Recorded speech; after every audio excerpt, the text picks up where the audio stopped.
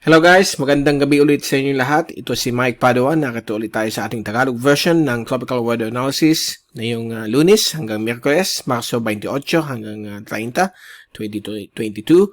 Huling linggo ng buwan ng Marso bago tayo pumalo ng buwan ng Abril. At ito po ay pinaglilingkod sa inyo ng Typhoon 2000. Umpisa natin ang update. Ito ang latest GraphSat na yung Lunes hanggang bukas Martes. Ang binabanggit nating surface trough nung nakaraang Biyernes ay naging ganap pong shallow LPA. Sinasabi natin na baka maging shallow LPA at natuloy po yun at dumaan po sa may katimugang costales po ng Mindanao nung weekend at sa mga oras na ito ay nasa may northern coastline na po siya ng Borneo sa may southernmost point ng Sulu Archipelago. After ito po ay lumampas po sa may offshore areas ng Bangsamoro at Zamboanga Peninsula. Nagbibigay pa rin ito ng mga kalat-kalat hanggang malawakang pag-ulan sa may western Mindanao at dito rin po sa may southern portions ng Sulu Archipelago at Palawan. At yung kanyang trough ay makaka-apekto pa rin sa buong bahagi po ng Mindanao at dito rin po sa may Calayan Island Group sa susunod na 2 araw. Kasama rin po ang iba't ibang isla po ng Spratly Group of Islands.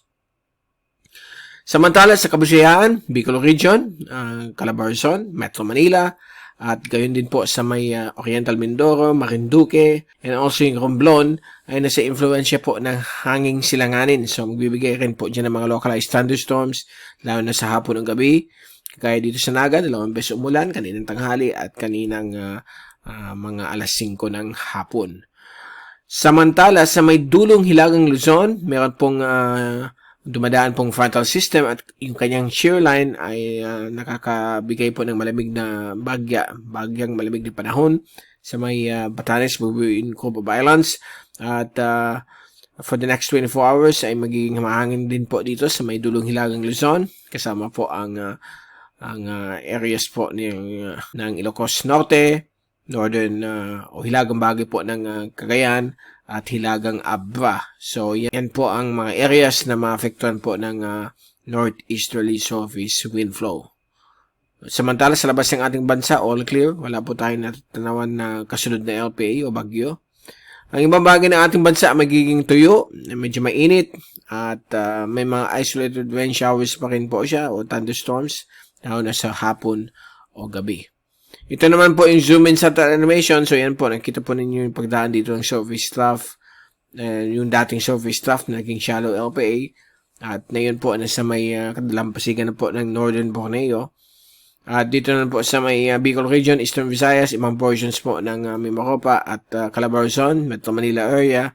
Ay ito po yung mga kaulapan, dala po ng hanging silanganin.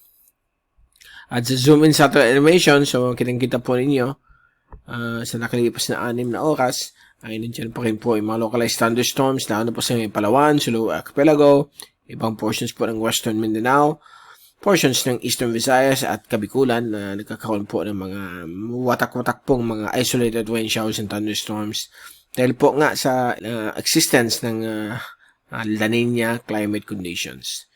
Okay, and then ito naman po yung wind forecast mula sa American model for the next 3 days hanggang Huwebes. Bukas ng hapon, inaasahan pa rin po ang mga hangin po dito mula sa silangan. Okay, dito sa may area po ng Sulu Archipelago at Palawan, kasama po ang areas po ng Calayan Island Group at ibang bahagi po ng Spratly Islands ay nasa influensya po ng northern rain bands nitong shallow LPA.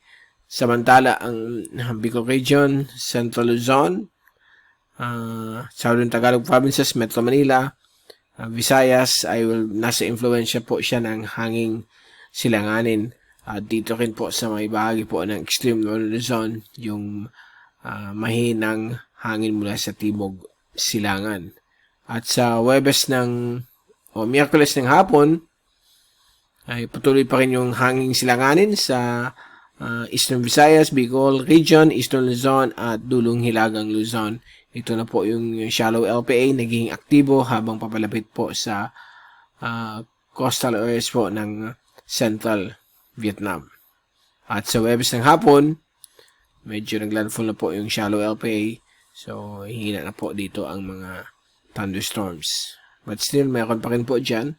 At ito naman po ang panibagong surge ng hanging silanganin dito po sa hanging hilagang silangan dito po sa may Taiwan Strait, Taiwan, at posibleng maka-affecto rin po sa may Batanes, Bubuing, Comoba Islands at yung mga coastal areas po ng extreme northern Luzon. Okay, and then sa rain forecast for the next 3 days, bukas ng hapon, inaasahan pa rin mga localized thunderstorms sa may Palawan at Calayan Island Group dahil po sa shallow LPA at yung kanyang trough. Samantala, ang Western Mindanao at Sorsogon ay nasa influensya po ito ng localized thunderstorms o local convection. And gayon din po sa iba't ibang bahagi po ng Luzon, sa mga mountainous areas po ng Cordillera at Benguet. May mga inaasahan po dyan mga thunderstorms at dito rin po sa may area po ng Zambales Mountain Range. Okay, and then pagdating po ng Miyerkules po ng hapon, yan na po, nasa labas na po ng PAR, itong shallow LPA. At ang mga ulan po ay nandito po sa may eastern sections ng Northern and Central Luzon, dulot po ng hangin silanganan kasama po ang Kabikulan, Southern Tagalog Provinces, at Eastern Visayas.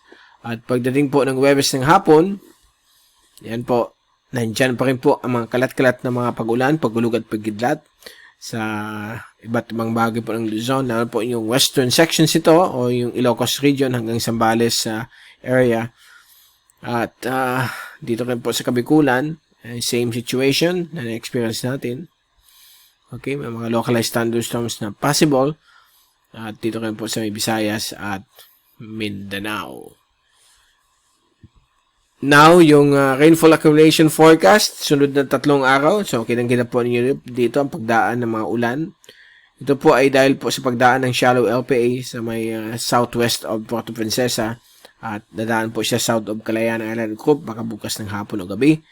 So, yan po ang historical na data nitong shallow LPA. Kaya po ang ulan na inaasahan pa rin sa Palawan at ibang bagay po ng mga isla po sa western o West Philippine Sea. Samantala dito po sa may Mindanao, ano po yung Central at Western Mindanao, Eastern Visayas, ibang parte po ng Central at Western Visayas, Oriental Mindoro, Eastern Luzon, kasama po ang Northern Quezon at Baler o Aurora Province.